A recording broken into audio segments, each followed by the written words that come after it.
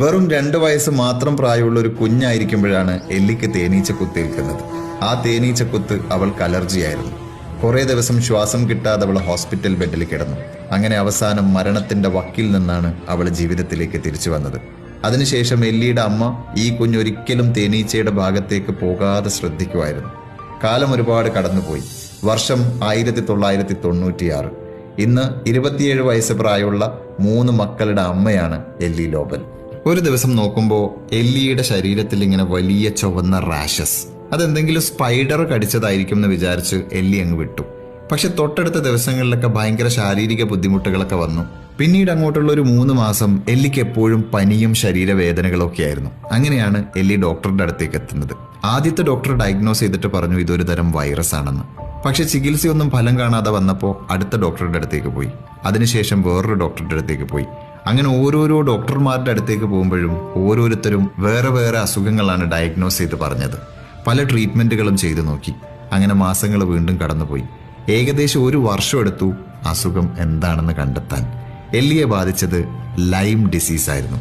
ഒരു തരം മാൻചെള്ള് കടിച്ചാലാണ് ഈ ലൈം ഡിസീസ് മനുഷ്യരെ ബാധിക്കുക. അമേരിക്കയിൽ ഓരോ വർഷവും 3 ലക്ഷത്തോളം ആൾക്കാരെ ലൈം ഡിസീസ് ബാധിക്കുന്നുണ്ട്.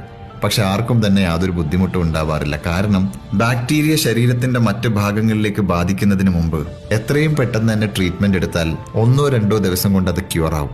പക്ഷെ എല്ലിയുടെ കേസിൽ ഇത് ഒരുപാട് വൈകിപ്പോയി. 1 വർഷം കഴിഞ്ഞിട്ടാണ് ഇത് ലൈം ഡിസീസ് ആണെന്ന് പോലും തിരിച്ചറിയാൻ സാധിച്ചത്. പക്ഷെ എല്ലി ലോബൽ പരാജയം സമ്മതിക്കാൻ തയ്യാറായില്ല. ഓരോരോ ഡോക്ടർമാരെ മാറി മാറി എല്ലി ഇങ്ങനെ കൺസൾട്ട് ചെയ്തുകൊണ്ടിരിക്കും. പല ട്രീറ്റ്മെന്റുകൾ പരീക്ഷിക്കും. എല്ലിയുടെ ജീവിതം പിന്നീട് അങ്ങോട്ട് പലപ്പോഴും ബെഡിലും വീൽ ചെയറിലുമായി. അങ്ങനെ 15 വർഷങ്ങൾ കടന്നുപോയി. 2011 എല്ലിക്ക് അന്ന് പ്രായം 42. ഇനിയും ഈ ട്രീറ്റ്മെന്റ് തുടരുന്നതിൽ അർത്ഥമില്ല എന്നവർക്ക് തോന്നി. അങ്ങനെ മരിക്കാൻ തയ്യാറായി ബാഗും പാക്ക് ചെയ്ത് അവർ കാലിഫോർണിയയിലേക്ക് പോയി. അതിനു പറ്റിയ സമാധാനപരമായ ഒരു സ്ഥലത്ത് അവർ താമസിച്ചു തുടങ്ങി. കൂടെ അവരെ സപ്പോർട്ട് ചെയ്യുന്നതിന് വേണ്ടി ഒരു എൻഡ് ഓഫ് ലൈഫ് കെയർ പേഴ്സണെയും ഹയർ ചെയ്തു.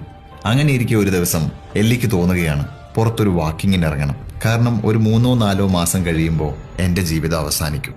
അതിനു മുമ്പ് എനിക്ക് കുറച്ച് ഫ്രഷ് എയർ കൊള്ളണം. സൺലൈറ്റ് എൻ്റെ മുഖത്തടിക്കണം. പക്ഷികളുടെ കരച്ചിൽ എനിക്ക് ആസ്വദിക്കണം. അങ്ങനെ എഴുന്നേറ്റ് നടക്കാൻ ബുദ്ധിമുട്ടുള്ള എല്ലി ലോബൽ ഈ എൻഡ് ഓഫ് ലൈഫ് കെയർ പേഴ്സന്റെ സപ്പോർട്ടോടുകൂടി ആ പ്രദേശത്തെ റോഡിലൂടെ നടന്നു. അങ്ങനെ കയ്യും പിടിച്ച് നടക്കുന്നതിനിടയിൽ പകുതി പൊളിഞ്ഞൊരു ചുമരിന്റെയും ഒരു മരത്തിന്റെ അടുത്തായിട്ട് എല്ലി നിന്നു. പെട്ടെന്ന് എല്ലിയുടെ മുമ്പിൽ ഒരു തേനീച്ച പ്രത്യക്ഷപ്പെടുകയാണ്. ഒരു African killer B. Within A fraction of seconds boom, അവിടെ ആകെ തേനീച്ചകൾ വന്ന് നിറഞ്ഞു. ആദ്യത്തെ തേനീച്ച എല്ലിയുടെ തലയിലാണ് വന്ന് കുത്തിയത്. തൊട്ടടുത്ത നിമിഷം 100 കണക്കിന് തേനീച്ചകൾ വന്ന് എല്ലിയുടെ തലയിലും മുഖത്തും കഴുത്തിലും ഒക്കെ കുത്തി തുടങ്ങി. കൂടെ ഉണ്ടായിരുന്ന കെയർ ഗിവർ ഓടി രക്ഷപ്പെട്ടു. എല്ലിക്ക് ഓടാൻ പോയിട്ട് എഴുന്നേറ്റ് നിൽക്കാനോ നടക്കാനോ സാധിക്കുമായിരുന്നില്ല. കണ്ണിൽ കുത്തുകിട്ടരുതെന്ന് കരുതി 2 കൈകൊണ്ടും കണ്ണുകൾ അടച്ചു പിടിച്ചുകൊണ്ട് അവൾ നിലത്തേക്ക് വീണു. അവൾക്കാകെ കേൾക്കാൻ സാധിച്ചത് തേനീച്ചകളുടെ ഈ ബസ്സിംഗ് ശബ്ദം മാത്രമായിരുന്നു. കുറച്ചു സമയം കഴിഞ്ഞപ്പോൾ തേനീച്ചകളൊക്കെ അപ്രത്യക്ഷമായി. അതിനുശേഷമാണ് കെയർ ഗിവർ രക്ഷിക്കാൻ വേണ്ടി ഓടിയെത്തുന്നത്. വന്ന ഉടനെ അവർ എല്ലിയോട് പറഞ്ഞു നമുക്ക് എത്രയും പെട്ടെന്ന് ഹോസ്പിറ്റലിലേക്ക് പോകാം. പക്ഷേ എല്ലി തയ്യാറായിരുന്നില്ല. കാരണം ഓൾറെഡി എല്ലി എല്ലാം തന്നെ ഉപേക്ഷിച്ച് മരിക്കാൻ തയ്യാറായിരിക്കുകയാണ്. അപ്പൊ ഈ തേനീച്ച കുത്തുകളാണ് തന്റെ മരണത്തിന് ദൈവം നിശ്ചയിച്ചിരിക്കുന്നതെന്ന് എല്ലി വിശ്വസിച്ചു. അങ്ങനെ ഇത് തന്റെ ജീവിതത്തിൽ അവസാനത്തെ ദിവസമാണെന്ന് ഉറപ്പിച്ച് തൊട്ടടുത്ത ദിവസം മരിച്ചു കിടക്കുന്ന തന്റെ ബോഡി എടുക്കാൻ കെയർ ഗിവറിനെ ചുമതലപ്പെടുത്തി എല്ലി റൂമിൽ കയറി വാതിലടച്ചു.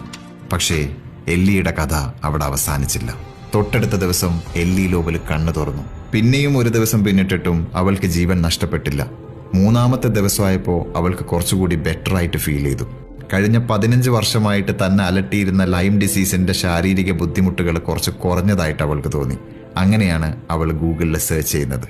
ഗൂഗിളിൽ വളരെ വിചിത്രമായ ഒരു സ്റ്റഡി അവൾ കാണുകയാണ്. 1997 അതായത് തന്നെ ബാധിച്ചിരിക്കുന്ന അസുഖം ഏതാണെന്ന് പോലും മനസ്സിലാക്കാൻ കഴിയാതെ ഒന്നിനു പിറകെ ഒന്നായിട്ട് ഓരോരോ ഡോക്ടർമാരുടെ പിന്നാലെ എല്ലി ലോബൽ നടക്കുന്ന സമയത്ത് ഓസ്ട്രേലിയയിൽ നടന്നൊരു സ്റ്റഡി. ആ സ്റ്റഡി പറയുന്നത് ആഫ്രിക്കൻ കില്ലർ ബീസിന്റെ കുത്ത് കിട്ടിയാൽ ലൈം ഡിസീസ് ഭേദപ്പെടും എന്ന്. ആ തേനീച്ച കൂട്ടം തന്റെ അസുഖം മാറ്റാനെത്തിയ മാലാഖമാരായിരുന്നെന്ന് എല്ലിക്ക് തോന്നി. അതിനുശേഷം ഓരോ ദിവസം കഴിയും തോറും എല്ലി ലോബൽ കൂടുതൽ ആരോഗ്യവതിയായിട്ട് വന്നു. ഒരുപാട് ബ്ലഡ് ടെസ്റ്റുകളും മറ്റും പിന്നീട് നടത്തി നോക്കി. എല്ലാം നോർമലായിരുന്നു. അങ്ങനെ എല്ലി ലോബൽ പൂർണ്ണ ആരോഗ്യവതിയായി ജീവിച്ചു തുടങ്ങി. ഇന്നവര് ലൈം ഡിസീസിനുള്ള ബി വെനം തെറാപ്പിയുടെ ഫൗണ്ടറും ക്രിയേറ്ററുമാണ്. തേൻ മാത്രമല്ല, തേനീച്ചയുടെ കുത്തും ചിലപ്പോൾ ഔഷധമാണ്.